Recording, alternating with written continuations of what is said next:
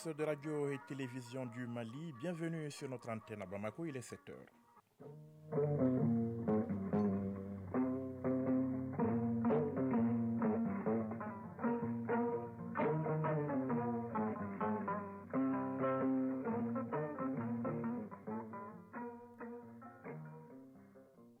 Le journal Yaya Konaté. Dans l'actualité de ce lundi 13 mars 2023, des partenariats en perspective entre promoteurs immobiliers du Mali et du Maroc, les associations de professionnels de l'immobilier des deux pays viennent de signer un accord de partenariat. C'était à l'issue de la 7e édition du Salon de l'Habitat de Bamako qui s'est achevé ce week-end. Près de 200 000 réfugiés maliens séjournent toujours dans les pays voisins. L'État, les pays d'accueil et le HCR œuvrent à leur retour à travers des accords tripartites. À Tombouctou, l'heure est à l'installation du comité régional de suivi de ces accords pour un meilleur suivi donc des retours. Dans l'actualité également, la visite du président nigérien Mohamed Bazoum à Cotonou au Bénin, économie et questions sécuritaires sont au menu de cette visite. Les deux pays sont notamment liés par un accord de coopération militaire pour lutter contre le terrorisme. Et puis les sports, la Basketball African League, conférence du Sahara à Dakar au Sénégal, le stade malien de Bamako, battu d'entrée de jeu hier par le tenant du titre, l'US Monastir de Tunisie. En foot, nous parlerons de huitième de finale de la Coupe du Mali, avec des affiches désormais complètes, mais aussi huitième de finale, retour de la Ligue des champions d'Europe. Mesdames, Messieurs, bonjour. Des partenariats en perspective donc entre promoteurs immobiliers maliens et marocains, l'Association des professionnels de l'immobilier du Mali, APIM, et la Fédération des promoteurs immobiliers de l'Afrique de l'Ouest et le Maroc viennent de signer un accord de coopération. C'était à la faveur de la 7e édition du Salon de l'Habitat de Bamako. Le salon a pris fin hier sur une série de recommandations visant à promouvoir le secteur de l'habitat dans notre pays. Le reportage de Batraoré. La 7e édition du Salon de l'Habitat de Bamako aura comblé toutes les attentes à en juger par les résultats. Elle se concrétise par la signature d'un accord tripartite entre l'APIM, l'Association des professionnels de l'immobilier du Mali, la Fédération des professionnels de l'immobilier de l'Afrique de l'Ouest et le Maroc invité d'honneur.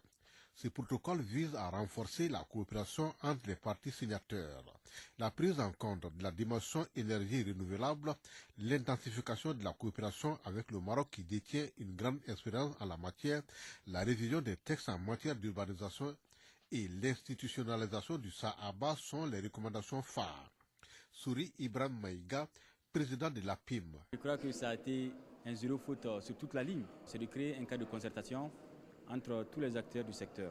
Mikailou Sidibé, ministre de l'Urbanisme et de l'Habitat du Burkina Faso. Nous avons assisté à des communications sur les thématiques qui concernent la promotion immobilière, également des expositions sur les différents matériaux qui rentrent dans le domaine de la construction. On tire vraiment des enseignements très positifs de ce salon. Et également, nous avons assisté à des partenariats qui ont été noués entre les promoteurs immobiliers de la sous-région et également ceux du Maroc qui vont participer de la coopération sud-sud dans le domaine. Brahima Kamena, ministre de l'Urbanisme, de l'Habitat, des domaines de l'aménagement du territoire et de la population. Les professionnels de l'immobilier et de l'habitat ont pu échanger sur les problèmes auxquels le secteur est confronté. Ils ont pu aussi échanger leurs bonnes pratiques et leur savoir-faire. Beaucoup de recommandations ont été formulées. Ces recommandations seront soumises à l'appréciation. Dès qu'elles seront approuvées, mon département ne ménagera aucun effort pour en faire un plan d'action. Des trophées sont décernés aux meilleurs stands et les participants ont reçu des attestations de reconnaissance. Union économique et monétaire ouest-africaine UEMOA veut créer un environnement foncier favorable au développement des activités agropastorales. Une rencontre multi-acteurs sur la gouvernance des terres agricoles vient de s'achever dans notre capitale. Au menu de la réflexion, les commissions foncières, l'Observatoire national du foncier agricole et l'Observatoire régional du foncier rural en Afrique de l'Ouest. La finalité recherchée, la sécurisation des terres agricoles. Nohom Sissoko. En 2017, le Mali s'est doté d'une loi foncière agricole pour une meilleure gestion des problèmes liés aux terres agricoles. L'avènement de cette loi redéfinit la gestion du foncier agricole, centrée sur la prévention et la gestion des conflits, l'accès ainsi que la sécurisation des terres agricoles à travers des mécanismes formalisés par la loi, que sont les COFO, Commission foncière, et l'ONAFA, Observatoire national du foncier agricole. Cette rencontre multi-acteurs s'inscrit dans le cadre de l'opérationnalisation de l'ORFAO, Observatoire régional du foncier rural en Afrique de l'Ouest, un observatoire voulu par l'UEMOA pour contribuer à la création d'un environnement foncier favorable au développement du secteur agro-silvopastoral.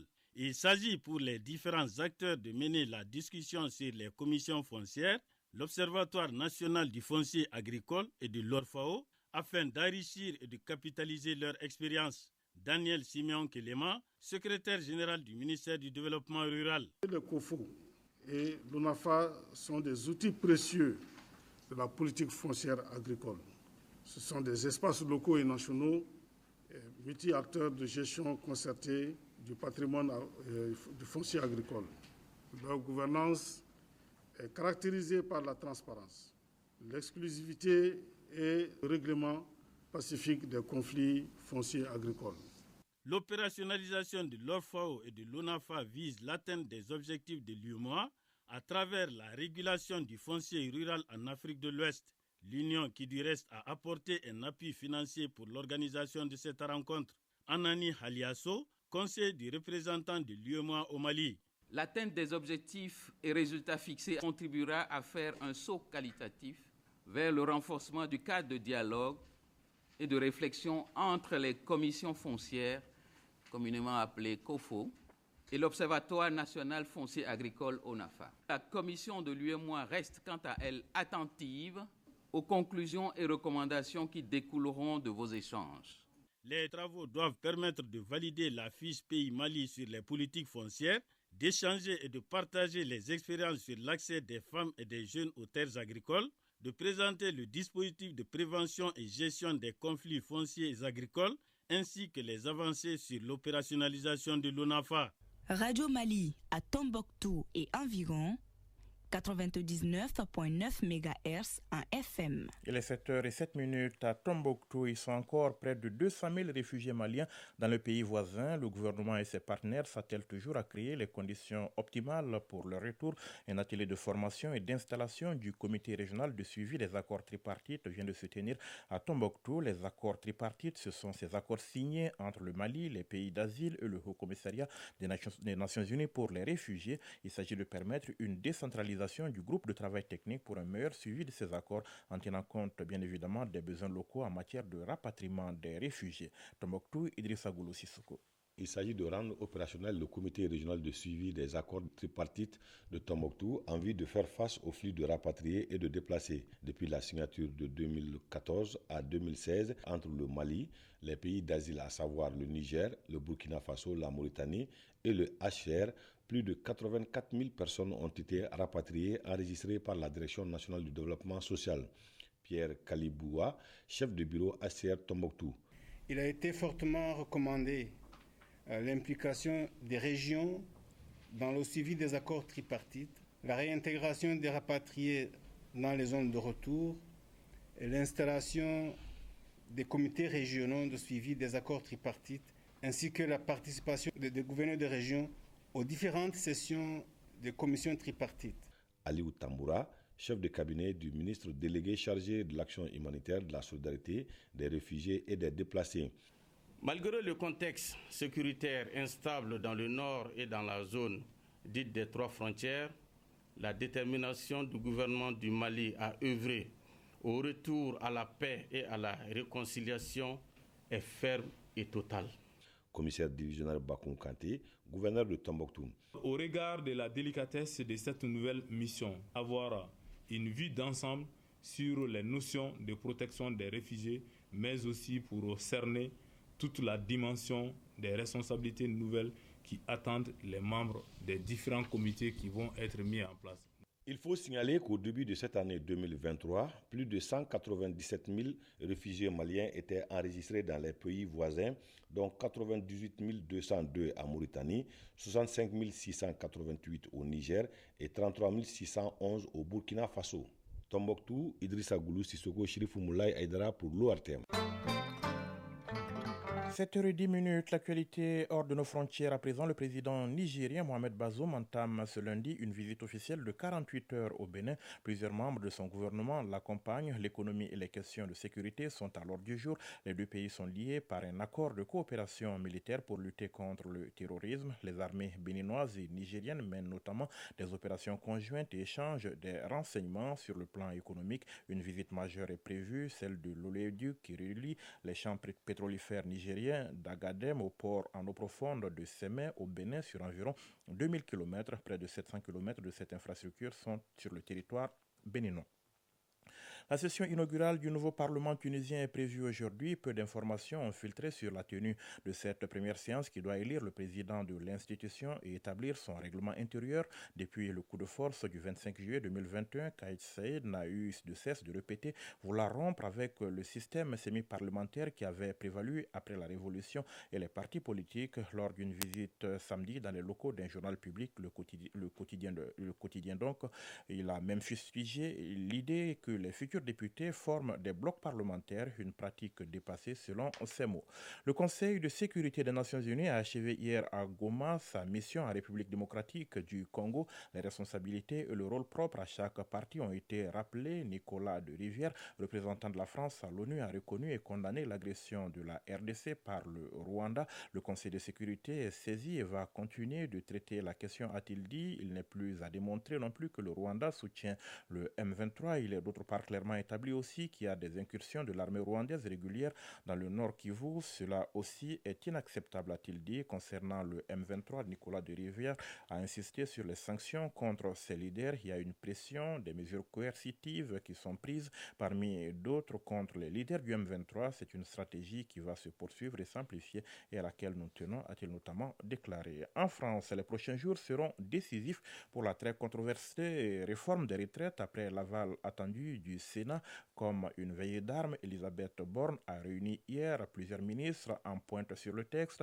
un conciliabule pour préparer les prochaines étapes selon Matignon et travailler à accompagner à la recherche d'un consensus selon les mots du porte-parole du gouvernement. Si les étoiles s'alignent pour l'exécutif, le projet phare d'Emmanuel Macron sera voté dès le jeudi 17 mars. D'ici là, le parcours législatif semé d'embûches depuis le premier jour promet encore de belles sueurs froides au camp présidentiel, qui plus est à l'heure où ressurgissent les spectres d'un 49.3 et d'une motion de censure.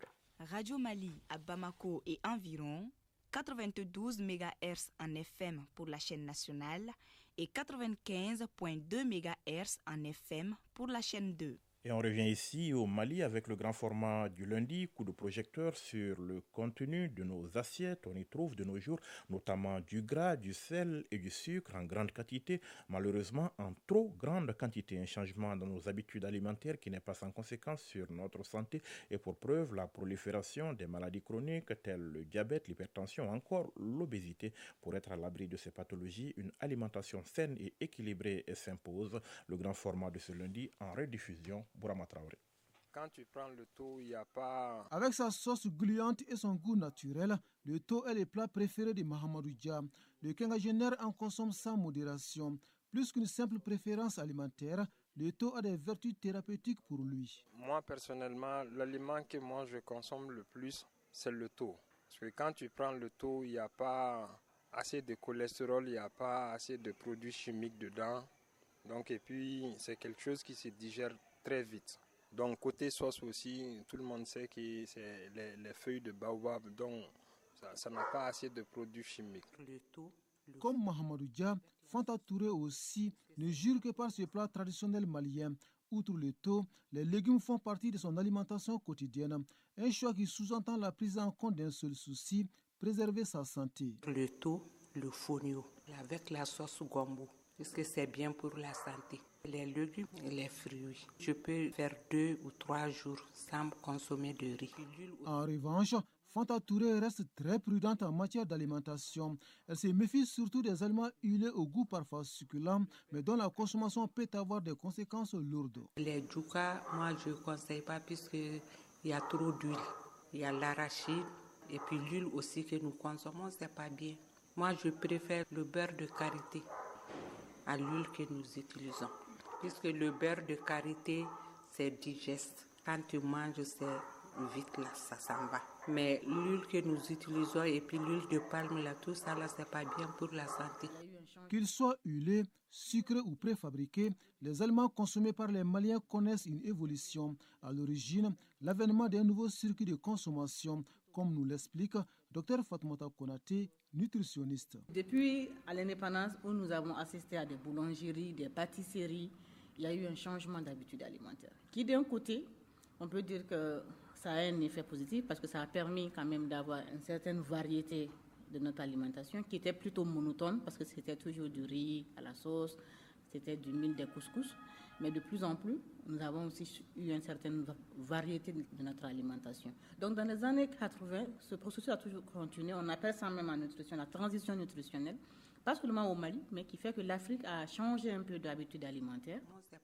Le changement des habitudes alimentaires fait apparaître de nouveaux éléments, à savoir les gras, le sucré et le salé, un trio devenu indispensable et qui donne un goût supplémentaire à notre alimentation. Une consommation excessive d'huile, une consommation excessive de sucre, une consommation excessive de sel, parce qu'il y a eu l'avènement des cubes mangis. Donc du coup, l'alimentation qui était surtout juste avec nos produits locaux, se sont petit à petit axés sur un certain nombre de choses. Ce n'est pas fait de façon spontanée, mais c'est lié aussi à d'autres facteurs. Le fait que les gens n'ont plus assez de temps pour préparer, donc on veut juste une cuisine bien faite rapidement et avaler quelque chose. Donc ça a fait que ça a transformé nos habitudes alimentaires.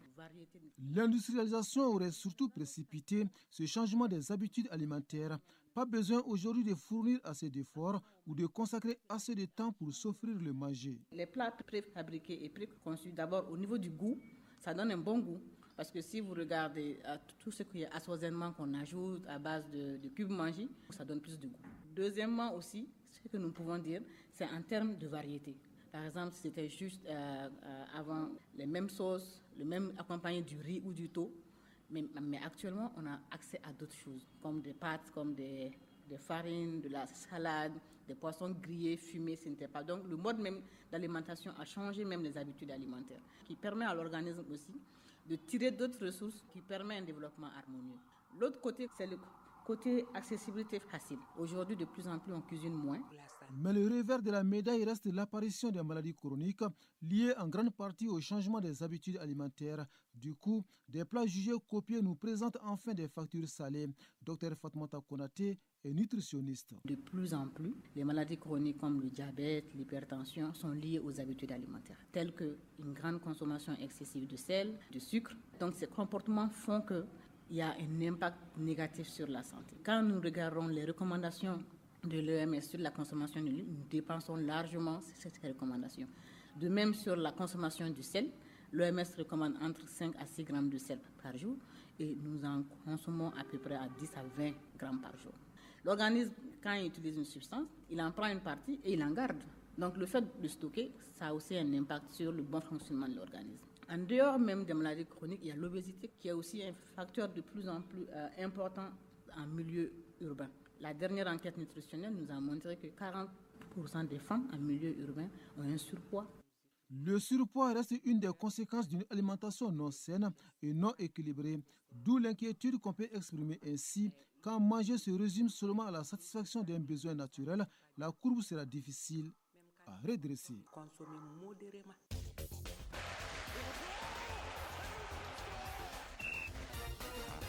7h19, l'heure des sports ce matin avec Fotiki Tunkara qui nous a rejoint dans ce studio. Bonjour Fotiki.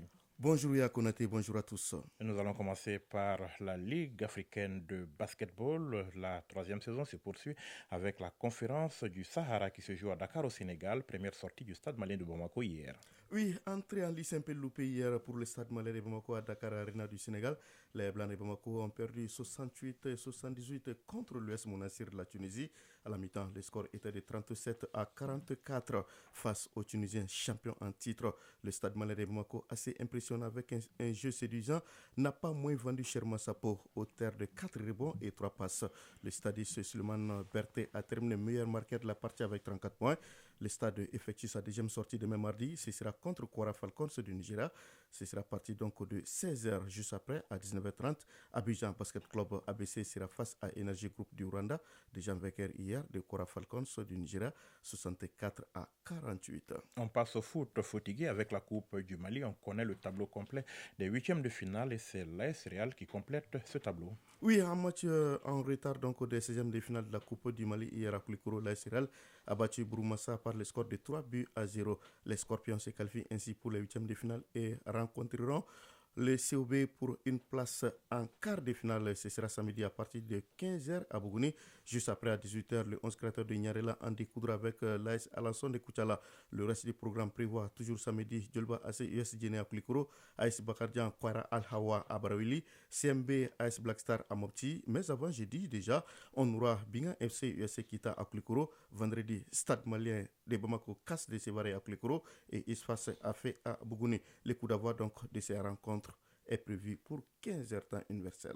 Et nous faisons un tour en Europe avec la Ligue des Champions. Les derniers huitièmes de finale retour commencent demain mardi. Oui, dernier huitième de finale à l'issue desquels on connaîtra tous les qualifiés pour les quarts de finale. Demain, les Anglais de Manchester City accueilleront les Allemands de Leipzig à l'aller. Les deux équipes se sont neutralisées un but partout. Les Portugais de Porto recevront les Italiens de l'Inter Milan avec un retard d'un but à refaire au match aller. L'Inter avait gagné à domicile 1-0. Mercredi, le choc Real Madrid de Liverpool cristallisera toutes les attentions, même si le suspense n'est plus encore entier, puisqu'à l'aller, les Espagnols sont allés s'imposer 5-2 à Anfield en Angleterre.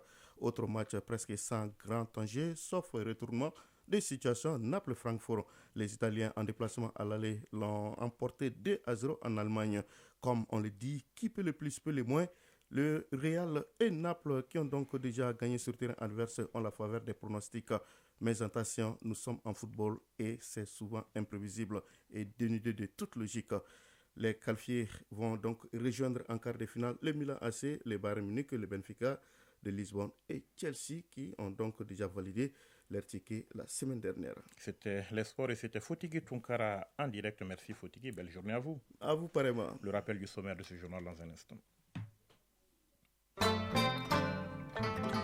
Des partenariats en perspective entre promoteurs immobiliers du Mali et du Maroc, les associations de professionnels de l'immobilier des deux pays et la Fédération de l'Afrique de l'Ouest viennent de signer un accord de partenariat. C'était à l'issue de la 7e édition du Salon de l'Habitat de Bamako qui s'est achevé ce week-end. Près de 200 000 réfugiés maliens séjournent toujours dans les pays voisins. L'État, les pays d'accueil et le HCR œuvrent à leur retour à travers des accords tripartites. À Tombouctou, l'heure est à l'installation du comité régional de suivi de ces accords en vue de tenir compte des réalité locale.